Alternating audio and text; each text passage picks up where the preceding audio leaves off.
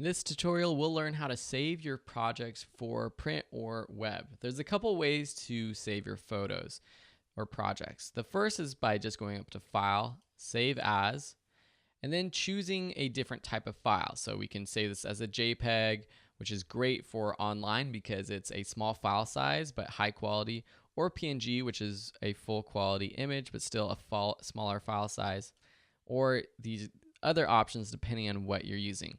Typically, you're only going to need a JPEG or maybe a PNG. So if I click Save when I have that selected, this next box pops up that has the quality for this image. So I can choose a low or high quality. And if you select OK, then go back to our desktop, we'll find this JPEG image that is great for uploading online. So let me just go to my Finder, open up a new tab, go to my desktop, and you can see though that this image is 5,956 pixels wide by 3,975 pixels tall and is 13.2 megabytes. This is a huge image. So even though I saved it as a JPEG, it's still really large and probably too large to post online for a blog unless you're just saving it in cloud storage or something like that.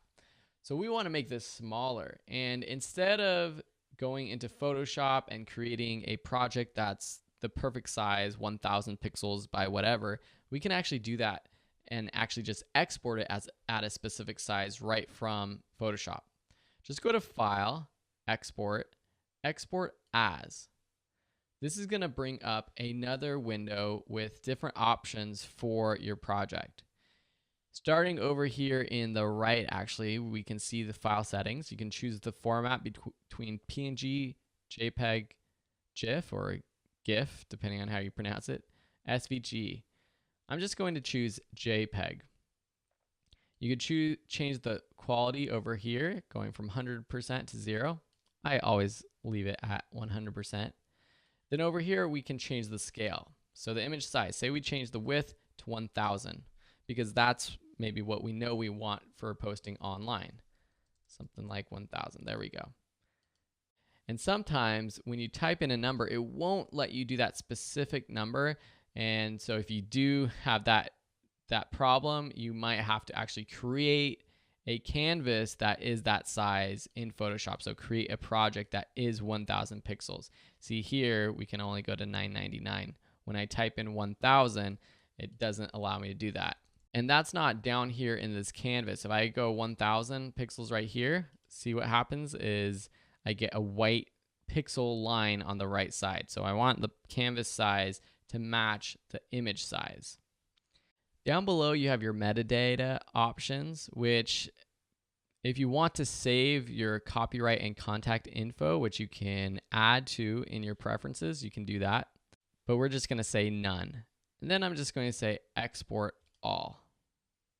It's going to ask me where I want to save it and what the name is. So I'll just say oil painting 2 and I'll export it. And now if I open up this oil painting 2 and see the settings, we can see that it's 999 pixels by 667. Okay. So that's a better way to save your projects as image files for different purposes. So if we go back up, File, Export, Export As, for print, you might want to use PNG. And you might want to make sure that the width is the proper size. Sometimes, depending on who prints your photos, they'll recommend a specific pixel size for the size of your print. I don't know it off the top of my head, but for an 8 by 10 inch print, it might be a certain pixels. And they might require or request a PNG versus a JPEG. Always, though, keep that quality at 100%. So that's how you use the Export As feature in Adobe Photoshop. I don't always use that. Sometimes when I'm creating projects, for example, if I'm doing that YouTube thumbnail, it's already at the right size. It's already at 1920 by 1080 pixels. So I can just go up to File, Save As, and do a quick export as a JPEG. And that is perfectly fine for that kind of work as well.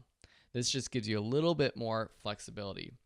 Thank you so much for watching. If you have any questions, as always, let me know. Otherwise, we'll see you in the next lesson.